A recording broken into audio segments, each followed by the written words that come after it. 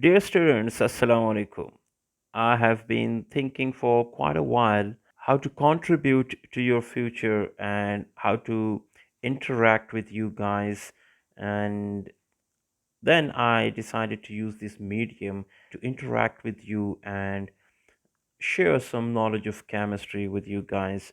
And I hope that this series of lectures helps you in preparation for your exams, and in the long run, it may also help you in preparation for some competitive exams or tests or entry tests that you may appear in later on.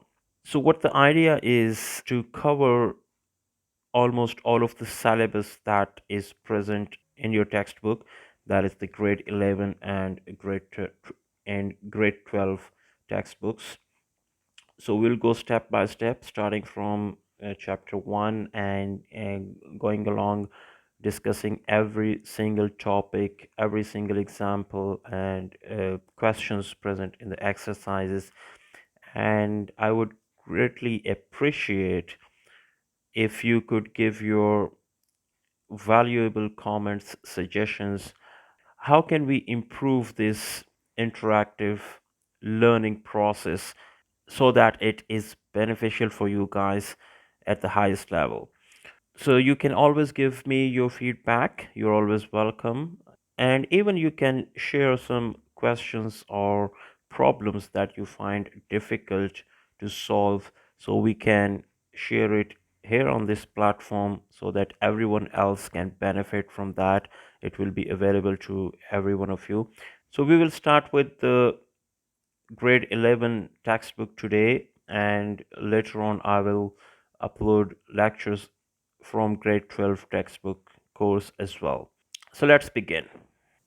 So here we are with the first chapter in grade 11 chemistry book, that is stoichiometry.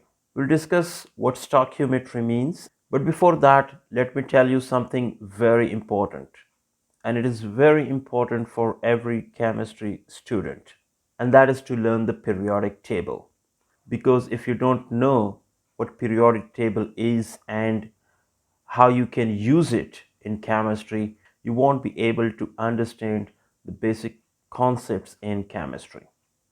So it's very important to learn and, if possible, memorize the periodic table. So I'll just briefly tell you what periodic table is and what is inside the periodic. I'm sure you all know about that.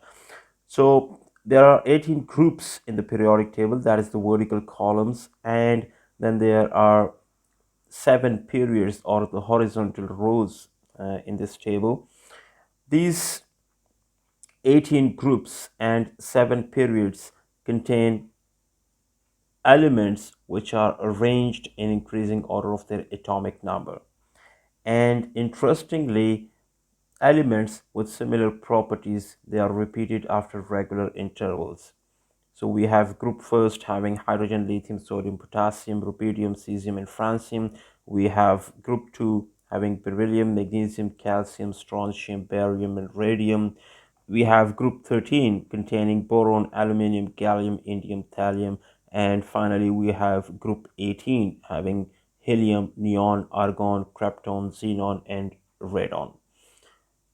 So if you look at the makeup of the periodic table, you will find that elements with mostly similar properties, they occur as a group in one column, or they are clustered together in the periodic table. So it's very important to learn the table first, because it will give you an idea, or you can easily predict or know the atomic number as well as the atomic masses of the atoms of the elements present in this table. And whenever you are talking about any chemical reaction or balancing of chemical reaction, you won't find it difficult to calculate the stoichiometry, or to calculate the yields of the reaction. So let's come to our main topic, that is stoichiometry. So what is stoichiometry? When we perform chemical reactions, we need the reacting species in some specific quantities to react together and give us products. You can have a lot of examples from your daily life or from industries where materials are produced by mixing a certain amount of reactants together. Chemical reactions are performed, and then you get products in a particular quantity.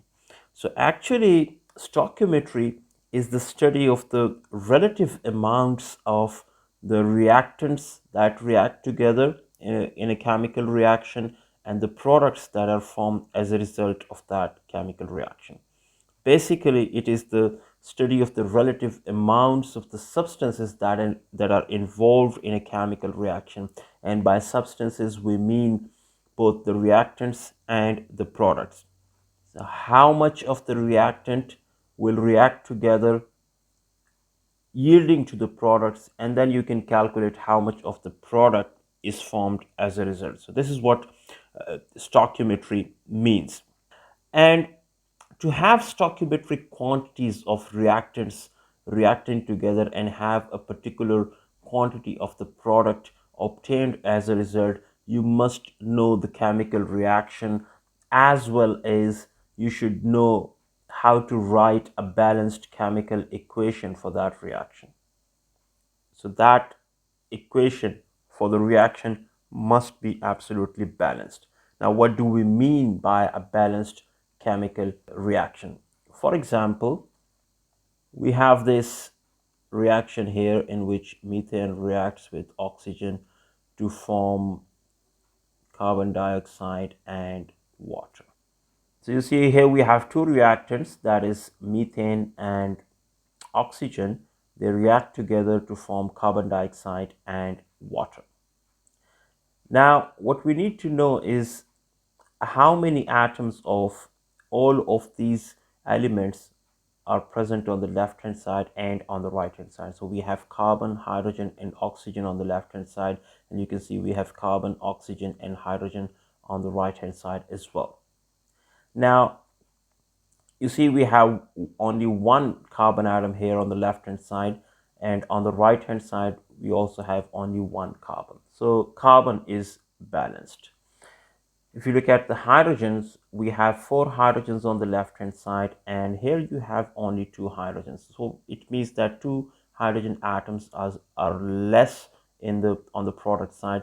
So if you multiply this with 2, then you can see that we have four hydrogen atoms here as well. And when you do that, you actually multiply this 2 with the oxygen as well. So we have two oxygens here, and we have two oxygen atoms here. That makes it 4. And here we have only two oxygen atoms. So we should have 4 here as well. So you multiply it with 2, and now we have 4 oxygens here and 4 oxygens here. So all the atoms of all the elements present in this chemical reaction on the left hand side and on the right hand side are equal, and that is what we call a balanced chemical equation. Now this is the reaction, and from this balanced chemical equation you can calculate the amount of products that are formed as a result of the reaction between a specific quantity of the reactants. Or if you want to have a particular quantity of these products, you can calculate backwards how much of the reactant you need to perform this chemical reaction and get the product in that particular quantity. So that is what stoichiometry means actually. Let's see another example. For example, we have hydrogen reacting with oxygen to produce water. Now again, you must have a balanced chemical equation. So you can see here we have two hydrogens on the left hand side, two hydrogens on the right hand side, and here we have two oxygens on the left hand side, but only one oxygen on the right. So you can multiply this with 2, but you multiply hydrogens as well with 2, so that makes it 4. So you can put 2 here, multiply it with 2, so that makes it 4. So 2 hydrogen molecules react with one molecule of oxygen to produce two molecules of water. Now, if you want to have a particular quantity of water formed as a result of the reaction between hydrogen and oxygen, you can calculate how much of the reactants, that is hydrogens and oxygens, you would need to prepare that much amount of water. Or if you know the quantities of hydrogen and oxygens reacting together, you can calculate how much water will be formed as a result. And that is what stoichiometry is. So we will discuss the next concepts related to stoichiometry, that is mole, Avogadro number, mole ratios, in the upcoming lecture. Thank you so much.